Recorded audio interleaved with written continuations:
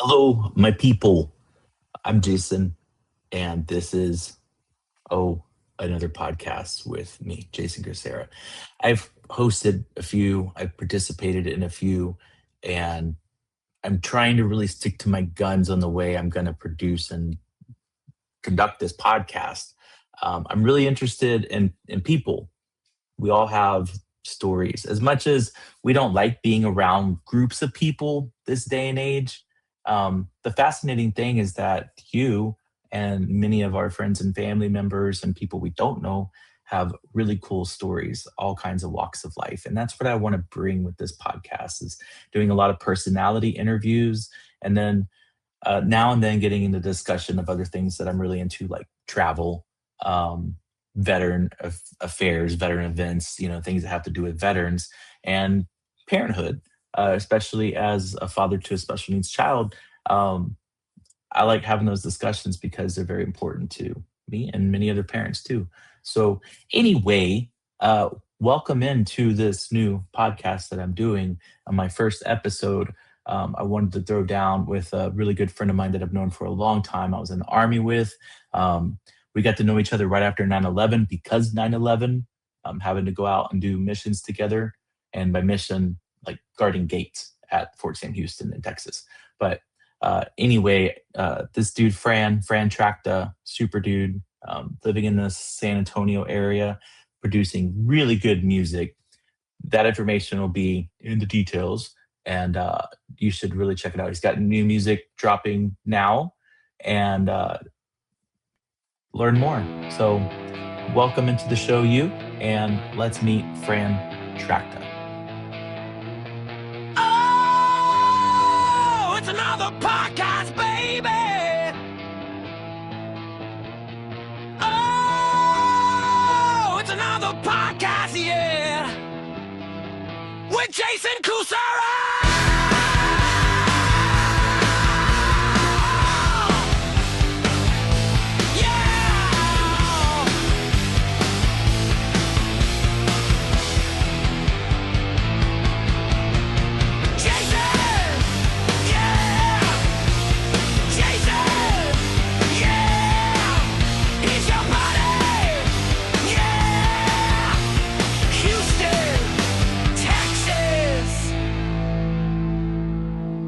We should be recording. Recording has started. I said that. Just kidding. All right. Hey, man. Thanks for being here first and foremost. I really appreciate it. For sure, man. I'm glad to be here. All right. So this is my friend Fran Trachta, and who I affectionately call Track, and other people call him Track as well. And he's a musician. He's an Army dude, and ex-Army guy, but a patriot, working for the U.S. government for a long, long time now, and a big Topo Chica fan. So, So anyway, thanks for being here. Tell me about where you're at, first and foremost, and what you're doing. Yeah. So we're at this place called Geekdom, and it's like a co-working environment, and it's pretty cool. You get to rent out some spaces above the city, and it's nice, just like a nice break. Yeah. And I think I was telling you that sometimes some of the stuff you do, like on a computer, just like you need to change of pace. You know what I mean? Just get your brain outside of that zone, and it's sometimes fun to come down here and just kind of break that pattern and that the consistent like space that maybe to other people isn't boring, but your mind kind of gets in that routine. Sure. You kind of always do the same thing. I like to make my brain do things backwards, so it keeps it fresh. Does it spark a little creative energy in you? Oh yeah, for sure, man. I mean, just the same thought in a different environment changes the entire perspective. And something that's so insignificant, you can all of a sudden you're like, well, wait a minute, that makes total sense that you may think a certain way, because your brain is always like thinking about that one thing or conquering that one objective or challenge. on a daily basis, but other people don't have that perspective. So it's like, that's hard for me to do sometimes. I know that you haven't really gotten into anything, but like doing promotional stuff, like I'm always like, God, I'm doing too much of the same thing. And I'm like, wait a minute. There are like a million people out there that have never heard anything that I'm doing. So it's not, I think of it and I think in my brain, I'm thinking about my friends when I need to reach out to a broader audience. You know what I mean? Like, Yeah.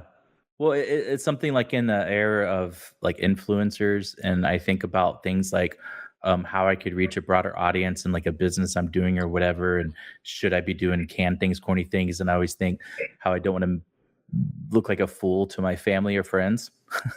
And there's a lot of people who have left that behind, and they do really crazy, corny things just for clicks. And I'm not that. I feel like I'm too genuine of a person to do that stuff. But that's like one of the things though that can hold up creativity sometimes, though, right? Is just like you care about what these people think and why. Like that's a big thing. So so you've been doing music for some time, and I feel like lately you've been publishing a lot of music the last few years, and it's great. Like I really enjoy, like every time I see an Instagram post or something from you where you're talking about like recording and releasing a new song, I'm just like, dude, that's so cool. One of the things that I think about with music in general is how difficult it must be to come up with new music, because music's been around for a long time, and you think like the pattern would start to really repeat itself, and coming up with like a new guitar solo, or like whenever you start off like Little Starling and the guitar, like when you come in with that, it's beautiful for one, but it's just like coming up with that originality that I feel like has to be like a huge challenge. So what's your process to just start creating music? so first of all, I have to back up that question because creating music isn't really the hardest part. I think the hardest part is finding the flow from the creation point to the promotional part to recording, obviously creation, recording, promotion. Promotion takes a lot of time, and it's like I wish I could just spend time in the studio all day. I would just be, I would have so much music out because it's just like it's the process of the whole thing. But the process of writing, dude, I sometimes wake up in the middle of the night with like arrangements in my head, and I hear like frequencies, and I'll be like, I'm so tired, and I'm like, wait, no, I gotta get up, and I'll record it just to get it out, and then come back and like revisit things. I think one of the things I really like is revisiting ideas. Like a lot of times I'll just record stuff quickly on my phone, and it's like I do like a verse or an intro, and then I record another guitar part, and I'm like, I name it something so I can go back and be like, oh, that's the guitar part for that vocal idea. But coming back to a fresh slate and being like, it's almost like you walk into a room where a painter has like thrown a bunch of colors at the wall, and you come in and you're like, what was going on in that moment? And then you can kind of be like, it's like a catalyst. It's like, I don't know, it never is the same way. There's never like a consistent way to do it for me. It's always, I've got this vocal idea and I've got a guitar part, and sometimes it's together, sometimes it's not. But sometimes recently I've been writing like two parts at the same time. It's the weirdest thing, dude. It's crazy. Like I'll have a guitar part and I'll take it into the timeline in the audio process, record that, and then I'll bring in the bass part.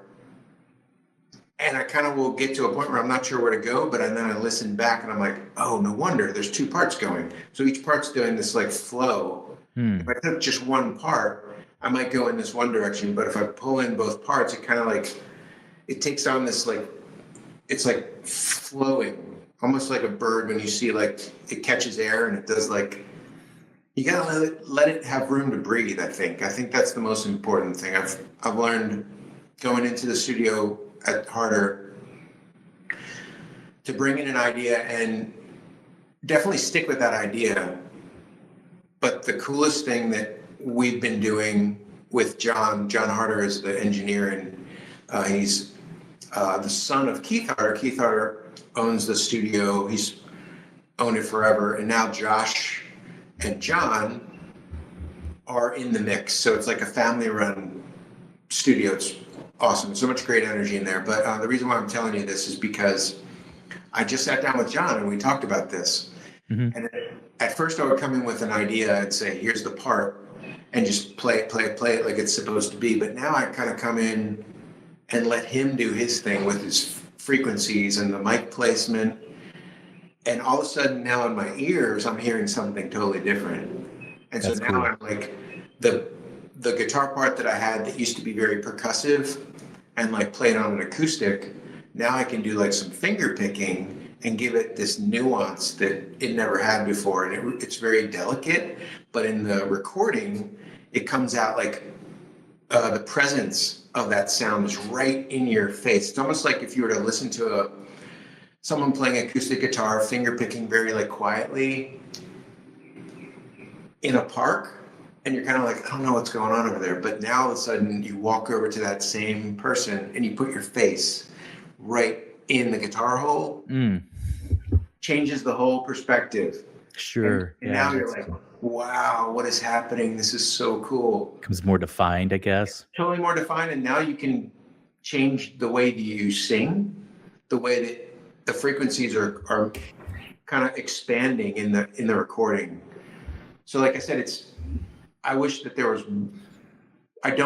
there was one way. I like it how it is. I like the fact that it's always new. Mm-hmm. It's always this like, what is going to happen?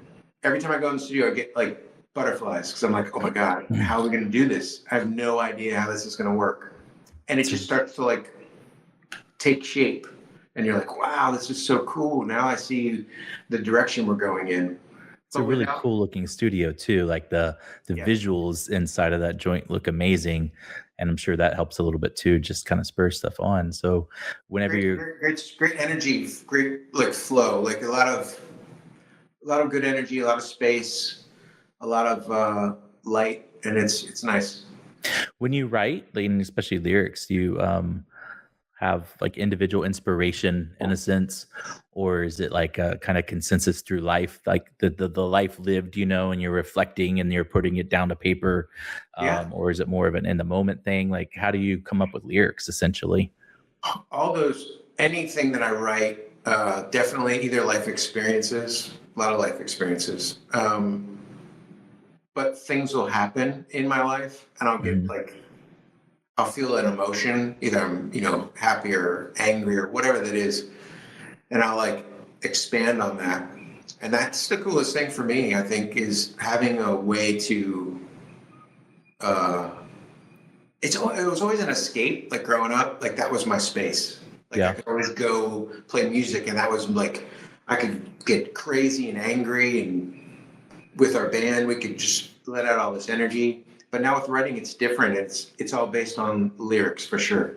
And those lyrics can get into subject matters that maybe aren't the best things to talk about. But sometimes if it's in your head, for me, like I've got to get it out. Yeah. And I think it's the most constructive way to vent frustration and work through like life's challenges and all the things that kind of happen that you don't, like it's just a process, but it's both. It's like in the moment and life experiences and all of those little catalysts that kind of like, it's weird because like the hardest thing is to kind of curate a batch of songs to go into the studio because they kind of have to have a similar feel, similar energy, but not like the same thing. It's just like I have to have like some kind of balance between maybe something a little heavy and something a little more delicate,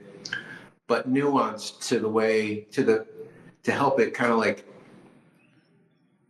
flow in and out of people's minds. Like you just hit them with like 4 songs that all sound the same. It's kind of boring. Yeah, sure. That makes sense. Yeah. on this new song that you released, Another World. I was just listening to that earlier, and it's like I really dig it. Um, like, what's that about for you? And let me preface that too, Mhm. because how it might mean something for you, right? But of course, the listener, it could mean something entirely different. There's Yeah. some songs that I've listened to recently, like if I've listened to Pearl Jam, and there's songs that I've listened to for 20 years that now mean something different to me than they did 20 years ago.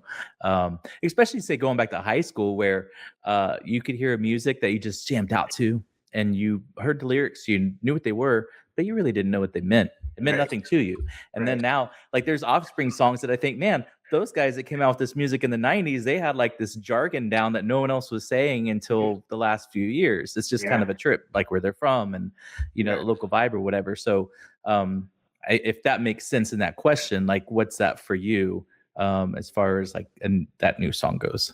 Yeah. It's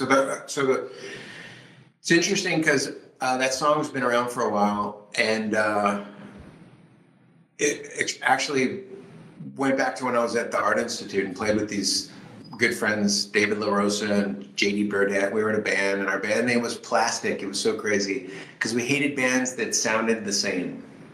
So we called ourselves Plastic because we wanted to, we never really thought we were going anywhere. We were just playing, letting an outlet out when we went to school. And we came up with some really good stuff, man. And that was one of those songs. And I only had one verse at the time. So recently, the second verse, I was like, I'm going in the studio. I need a second verse. So I just basically got on my bike, put my headphones on and listened. And I was like, done. Easy. Because all the subconscious thoughts that are going through my brain all just formulate into this like ball of lyrics, and it makes perfect sense. But if I tried to do it like if I was just writing something without the music, I'd never be able to do it. Never. It's the music, and it's like the flow of that song. And so anyway, the song, and I think it's really important if you're writing songs. For me, this is the most important thing, is to not take that listener into a direction where it's so explained that that's the only picture they get. I think it's really cool that other people interpret it another way. Yeah. So when I explain a song and I explain lyrics, it's really important for me to say sometimes those lyrics are just like an energy just to get out that emotion. But Another World is all about exactly what you said earlier, dude. This is the craziest part. The whole song is about doing the things that you love and not caring what other people think. So like you do something and you're like, oh, I might look kind of silly. And you're like, but wait a minute. I seem to be pretty freaking happy when I feel silly. Right. Or when I do something goofy or whatever. Like, I don't know how to dictate that perfect, like, I feel like there's so much pressure with social media that like you have to have a certain like feel and a certain response and talk about certain things. And it's like, it's nothing with anything except for just the energy of feeling like I want to do what makes me happy. Whatever it is, doesn't matter. For me, it's music. And so like, I've had people ask me, they're like, what are you doing with all this content? I'm like, I don't know. What would I do without this content? Like, this is like who I am. Like, I just write music. Like, this is all I do. Someone recently was like, what have you been up to? I'm like, music, all music. It's all I do. That's all I do. But that's cool, and take great photos on vacations and stuff, like in Utah and whatnot, and which is really rad. Like I try to get into travel as much as I can and stuff, but I'm always seeing people doing really cool stuff, and I'm like, oh man, it looks really nice. And then me and my son go and do the same thing that we usually do. But that's part of it too, right? It's like you like what you like, and you should make no apologies for that ever. And I think we're social media wise and people trying to have some kind of presence and personality, they find themselves apologizing for being who they are whenever they make a misstep or whatever, and I'm always thinking, why? Who cares? Because no one's going to remember tomorrow anyway, half the time. And if they do, then maybe it's that significant. But and like going back to kind of music interpretation, of how someone interprets something. Yeah, like there's songs, there's so many songs about heartache and heartbreak or childhood trauma and things that you don't really you catch it later where you're going, oh man, yeah, that makes sense, now I get it, man. And that's the part that I find amazing though about music is taking someone who, say they hurt your feelings when you were 22 years old, and you're able to write that out in a sense that sounds like a punk song, a punk rock song or something, Yeah. and it takes many years for someone to realize that, and they're like, oh shit, I relate, because you had Yeah. that similar experience or feeling. But that's what I just find like really, that's amazing about music. Music is it drives everything. When I'm thinking about film and writing a script, and I'll think it through, the music I want in it, what kind of music or whatever, like you're shooting scenes in your head, right? And you're doing all this stuff, and then I'm just like, this is how it needs to flow, and this is the music that needs to be there because music's going to drive the scene in a sense, Yeah. Movies like Interstellar, there's like music playing almost the whole movie. The Dark Knight, it's like, and it just drives the mood and everything. And then you could have an argument that like, oh, you shouldn't need music to, drive the mood in your film, man. But it works really well. Yeah, it's the emotion behind it, of course. Yeah. So why wouldn't you? Yeah. and I'm lucky because between you and our friend Christopher, I met two really cool artists at Fort Sam Houston. And so a story I like sharing, I mean, 9/11 was a dark moment, of course, and a lot of, it was really bad. It was tough for this country, and like things changed forever. But I met so many people because of 9/11 that have been lifelong friends. I even met my wife, one, but we had two children together, but like we met because of that, which is crazy, but like we met because of 9/11 being on guard duty together at Fort Sam Houston, which is nuts. And I have these memories on my head, Sergeant Trachta, and in charge of this checkpoint or whatever, and we're out there in the middle of the night freezing, and nobody's coming around except for like one car every once an hour or something. But hey, why don't they just close the gate, man? I don't know. Not sure. I'm not sure why they would leave all these gates open and have personnel come here and the things that you don't get till way later. And for me, my Army career, I would look back and just think, man, like who thought of that stuff? Like they have like National Guard units come. I'm like, why don't they just close those gates, man? Yeah. Exactly. Now there are less gates now than 9/11. Yeah. Like I remember Chris and I guarding the cemetery. Like who's coming in the cemetery, dude? Yeah. Nobody. And you have to write out like passes and stuff for people, and you didn't know anything. Like, I mean, they would maybe present an idea. It's not like you were running their background or something to make sure they were who they were. You're just like, okay, man, that's cool. All right. There's no ETA for your return, so don't worry about it. You can be here all day. We don't know if you're gonna ever leave again. That's go ahead. It was so lame. I still remember on that day, like 9/11 itself, like posting up at different gates, and there were soldiers coming out from AMED, the Army Medical Center and School, right? Who were asking like, hey, what happened, man? Why are the gates closed? And you're like, where you been, man? Like, I was in school all day, man. I don't know what's going on. You're like, yeah, well, have a good time. Get out of here. Yeah, it was but again, like, talk about just the craziest unfolding of events. Like I met Chris that way, got to know Chris because of being out on the gate. I remember the first time he walked up to me and was like, my dog's gonna start bounding around. My dog that you guys have met. But Chris walked up and he had like a flyer for a show he was playing, and he's so soft spoken. He's like, hey man, if you're interested, come on out. I was like, this guy talks so soft, it's gonna be boring. And then Chris is like, and you never, like, that's the trick of the personality too. Like, I wouldn't say like I would be surprised about how your music sounds based on your personality. Honestly, it probably is about real fitting because I feel like you're really creative and inventive. Like I remember a jam session at your apartment one night where you guys broke into playing Money by Pink Floyd. And I don't know if you remember that. It was like you, Chris, maybe another dude, and y'all were jamming it on acoustic.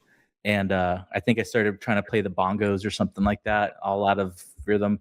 But it was just like, these guys are so talented, and I felt so lucky to have met you guys and get to know you, because you're still like, between you and him, y'all are the best musicians I know. So like, maybe because we just stick with it, maybe. yeah, well, and that's like you have, and I think that's really admirable, because a lot of people will reinvent themselves so many times throughout life, and when you kind of you stick with your passion and you keep doing it, and um, like, does it get better? I don't know. It's just, but it gets more creative or inventive, I assume.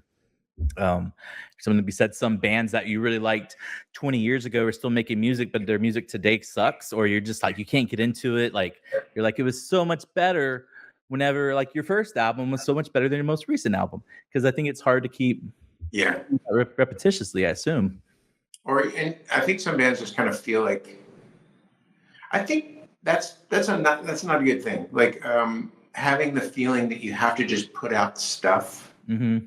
Like, there are a lot of platforms right now where they really encourage artists to put out more and more and more stuff. But in the end, it doesn't help the artist as much as it helps the platform. Like, the platform is like growing audiences and financially. But I think there's a fine balance. Like, if I didn't love what I did, I would be miserable, because like it's so time consuming and there's so many layers of stuff. But it's just what I do. Like, this is, I love every aspect of it, and it's like, to just crank out stuff, you lose that momentum, and you lose that, like, why am I doing this? Just like, I can't imagine just like, having to mass produce paintings in a room by yourself, just like painting. Like, I gotta sell these as fast as possible. Like Thomas Kincaid, just, you're losing the whole flow here. Like, what's the point? Yeah. I gotta make another painting that's a house that has cool lights on it, man, that they're gonna mass produce one day and sell it in Kmart. Like, yeah, like, I don't know. It's the creative process is the enjoyment for me. Sure. It's like, there's an end thing. You have to have an end goal and release something or finalize something. But it's like, the whole thing is just so amazing. It's just so much fun. Yeah. Well, and that's the trip too about the streaming, the dawn of streaming and stuff like that, right? Like, more people can hear stuff than ever, but then there's many more artists out there, and like you said, in some are being encouraged to just mass produce, and then they're not really making great stuff like they once did. I mean, one of my favorite bands growing up was the Chili Peppers, and they're almost entirely different than they were. I mean, they are entirely different, essentially, but that could be development and change of personality over time, and physical players. Like, guitarist died, and then another guitarist came in, and that guitarist was replaced, but the second guitarist went through like bouts with addiction, so that guitarist came back in, and it's like, man, there's so many layers in there. That's why they don't sound the same, because they're all totally different players. Yeah, and it's weird, man. And but bands like Led Zeppelin, that was one of your favorite bands growing up, right? Yeah, for sure, man. Yeah, I read your bio on Apple Music. So, but like, I should know that. I mean, it was a lot of people's, right? Like, I mean, there's stuff that I'll hear from Led Zeppelin still, like something I'd never heard before. If I just kind of like go down deep, and I'm like, I like almost everything that they ever did. There's nothing like the Doors. I mean, it's hard to find a Doors song that doesn't hit, that you kind of groove to or something, and think, damn, man, that's pretty good. And their catalog's way smaller, but I think it's the energy that they put out. And even though the catalog's smaller, it's still the chemistry in the band.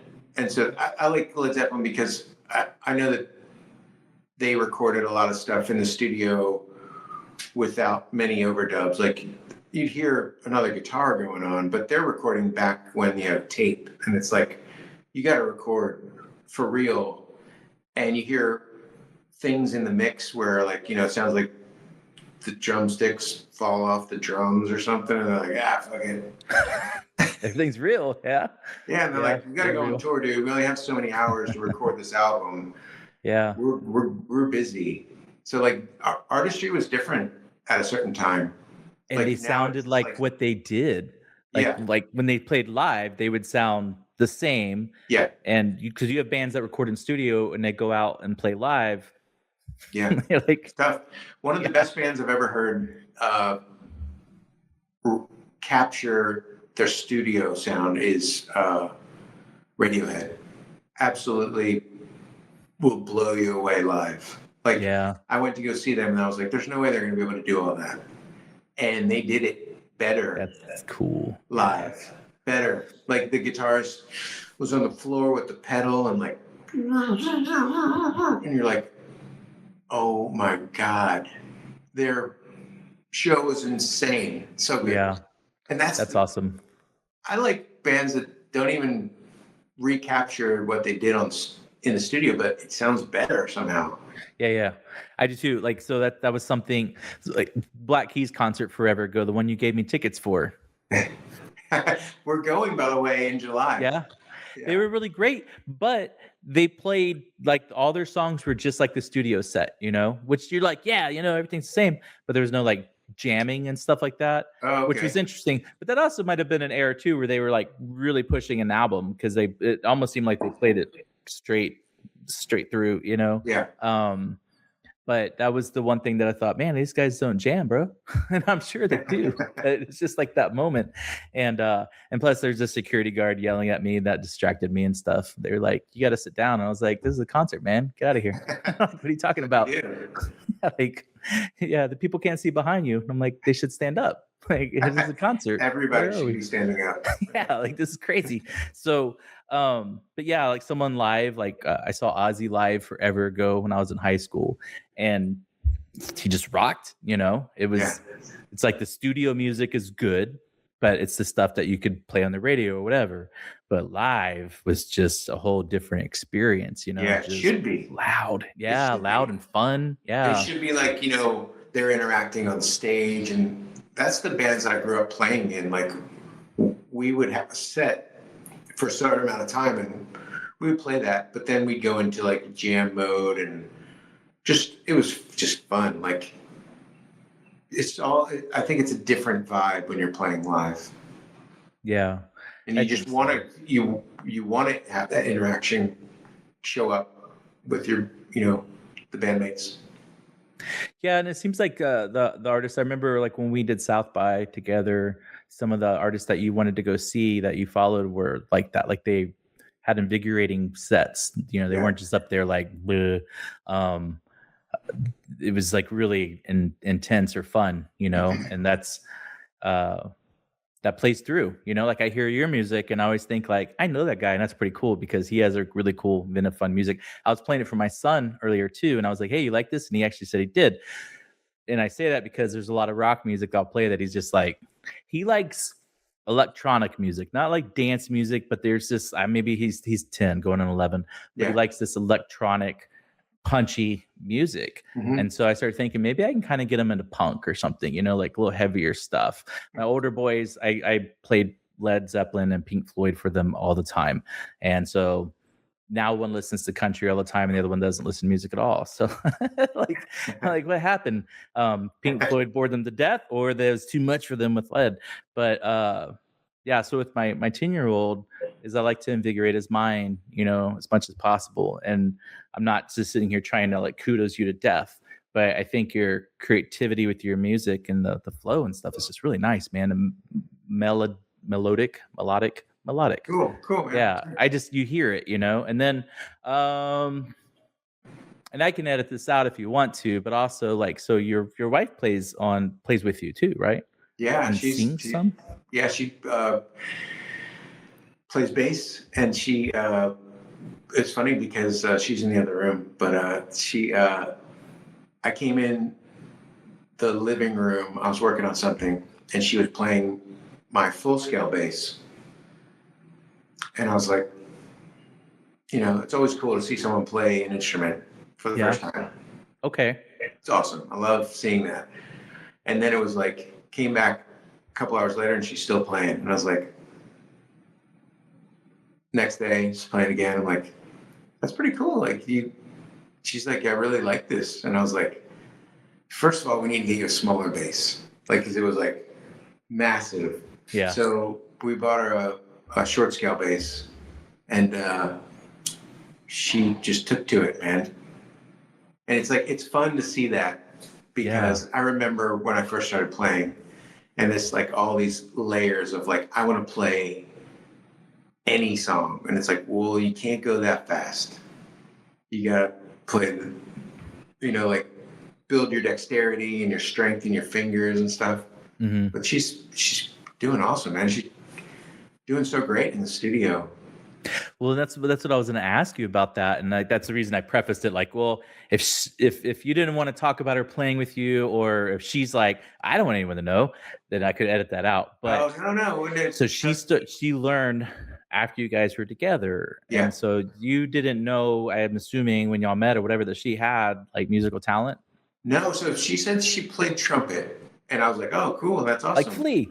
Yeah, and so and to the bass. What? But she's like, I wanted to get, a trumpet or whatever. And I think a couple of years into our marriage, she said she wanted to buy a trumpet, and I was like, absolutely, let's go get it. So I bought her like this little mute thing, to where you put it in the trumpet, so it doesn't it's not super loud. Yeah. And you plug your headphones in.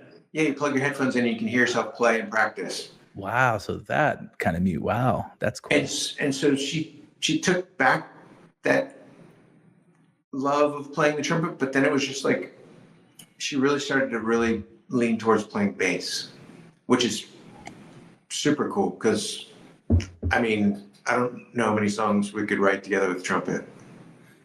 We could try. You start working on some ska music, it's a whole different direction.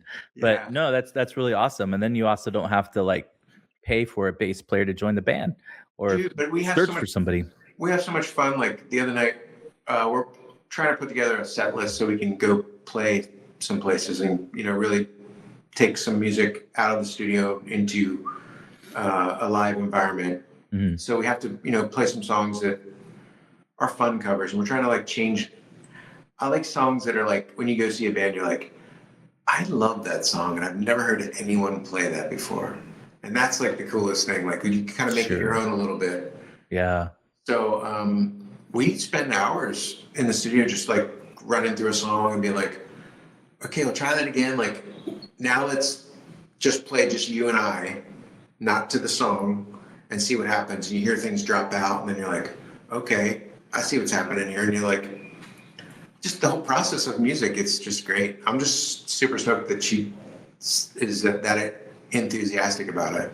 Yeah, interested in what you're doing, and that you can create together and enjoy it. Yeah. It's like, I mean, I'm sure there's guys who golf and their wife takes an interest in golf, and they're like, no, this is my time. But you guys are creating something together. Yeah.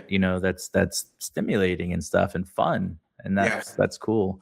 It's super cool. I feel so blessed. Like with Trisha and all my friends that I play music with, it's like I feel like I'm doing the thing that makes me happy, and I'm doing the right thing, because it's like all of my friends, we all work together on such cool creative things. Yeah. And like when it comes that easily and you're just it's flowing, I feel like it's the right response to the energy you're putting out. Yeah. No, for sure. So I want to ask you something before we like totally close out here. If somebody goes and they search up your music and they're listening to it for the first time, what is the first song you would want them to hear or listen to? I think the latest. Yeah. Just because that's the energy that's going on right now. But I would absolutely say don't expect the same sound in past projects. Yeah.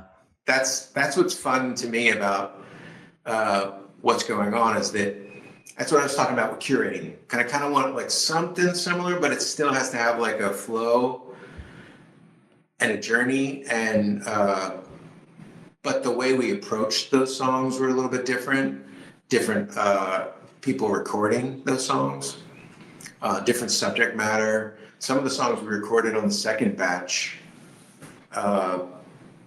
are songs that have been around for a while. And like, I know that we played them live and they were the most responsive to the audience. Okay. But to me, I'm like, I think I've matured past that level of songwriting.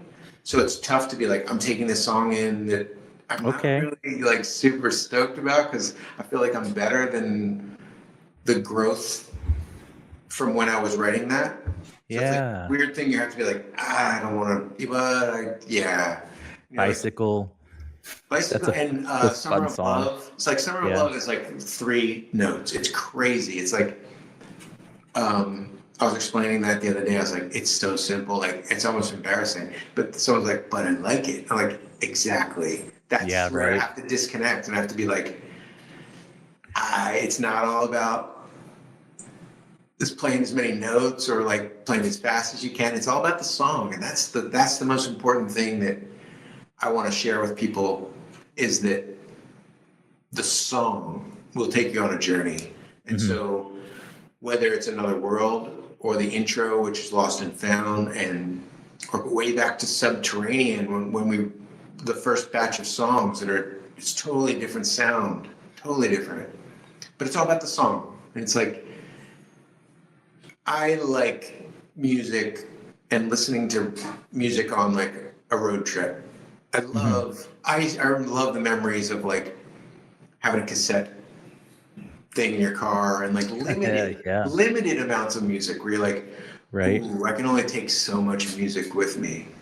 And that's weird because no one understands that now. I have to have 1,000 people on my playlist every day. You're like, do you? Like, wow, that's crazy. Yeah. I have a car that doesn't have a CD player even now, and it wigged me out recently when I realized that. I was like, oh man, it's just that, everything's digital, and I probably do have 1,000 artists or something in my, my stream, my app. I do Apple Music, and there's probably at least 1,000 artists in there, but I'll forget about half of them. You know, and then also I think like depending on where you are as a person in life, it depends on what you're going to listen to, of course, and your mood and all that kind of stuff. But there's times that I travel and I'll put on an audiobook, and after 15 minutes, I'm just like, no, that's terrible. That's boring. I'm going to fall asleep. So I put on music and I'm jamming, and my son's in the back just like puts on his headphones and he's like, yeah, have fun, Dad. But it's music takes you places, man. It's the best. So the one thing that I like specifically about Apple Music is that I can dig into that artist and I can say, oh, here's the artist that I just heard at this festival or whatever, or on a commercial or on a radio station. And if you play on Spotify, they'll bring you in other artists that kind of sound similar, but then you're like, you lost that artist. I got you. Apple Music, I can be like, I want to dig into everything that person put out. Like, that's why I love listening to old music like Led Zeppelin, but not just the songs that were on the radio. I want to go into the songs that maybe meant a lot to the artist, but never really hit the playlist. Yeah, sure. Or like, I want to feel that whole energy. It's super cool to me. I love digging into a whole album. Right on. Can't wait to get to that point. Are you going to do a video for Another World? Yeah, it's going to be on YouTube. So when you push out any information, I'll send you the link. And YouTube seems to be the best way that I can reach a broader audience. Instagram and Facebook, super cool, love it. But it's like you see the difference in the reach. Yeah, and sure. Connecting to people in other countries like I never could have done before. Man, the algorithm on like Facebook and Instagram is crazy. It's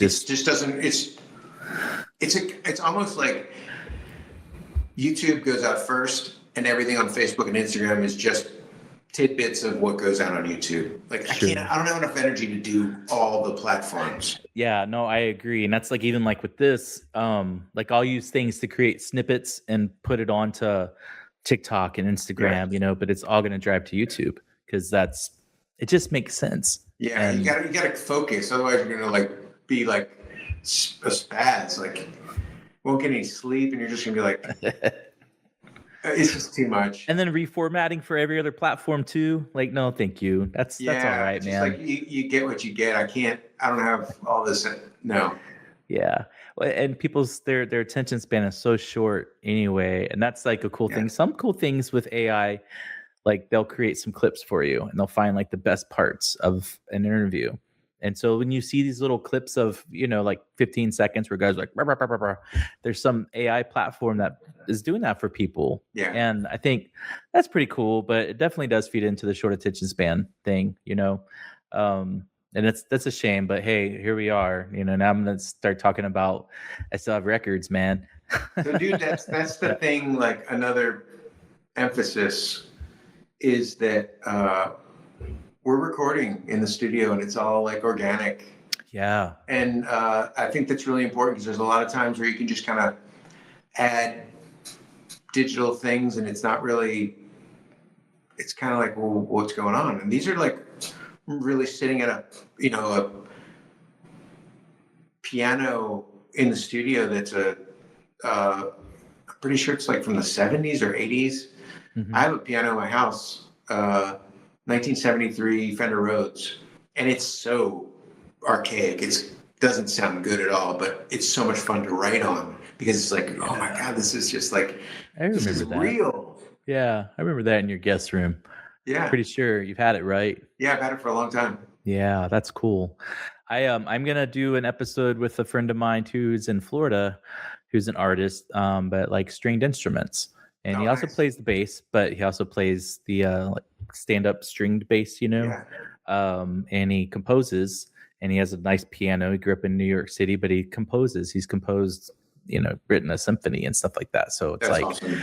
yeah. And so this is what's going to be fun to me though, too, is I'm going to ask him similar questions, right? Like, hey, where do you know? And his answers are probably going to be like similar, but different, because it's just like the kind of music and what drives somebody. Cause it's all, if it was all the same for everybody, we'd get the same product. And thank God we don't. Yeah. Yeah, because that would be, yeah, that'd be really bad. We'd probably have like 1950s, like rockabilly still or something like that, Yeah, and that's another thing. Like when you go into a platform to listen to music, I think it's getting a little crazy. It's like they'll ask you, "What is your mood?" And I'm like, I don't fucking know what my mood is. I just want to listen to music. Yeah, mind your business. Like, just put on what I like.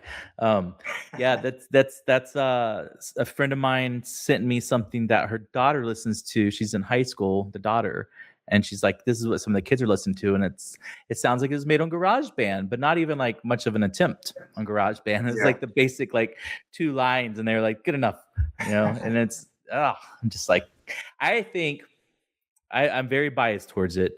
But for me, I'm very happy that I was a teenager in the 90s, the early 90s, and the whole essence of music was really changing, and like hair bands left and we had grunge, and then you had still like mainstream rock, but hip hop and all these things converged. Even country music was producing some solid, music at the time. And that was just like a great era, I think. And then since the, new millennium, it's hard to find like really good music, man. And so I still listen to a lot of 90s music. Maybe I'm becoming a dino or whatever, but there's just, I don't know, man. New music just sounds very commercialized and stuff. And that's why I think what you do is very refreshing, So here's the difference, I think. I think music is getting easier to promote yourself because of the platforms, because of the digital age we live in. Yeah. It just takes time, takes effort. Otherwise, artists get funded, and those funding groups bring in a producer, and that producer says, "This is what you need. You need another chorus. You need this thing, and you definitely need this because all the bands are doing it now, and this is definitely going to be the thing you need to do." And you're like, well, then that's why everything sounds the same. It's all manufactured. Yeah. It's just too many producers, I think. Too many people just dictating what an artist putting out.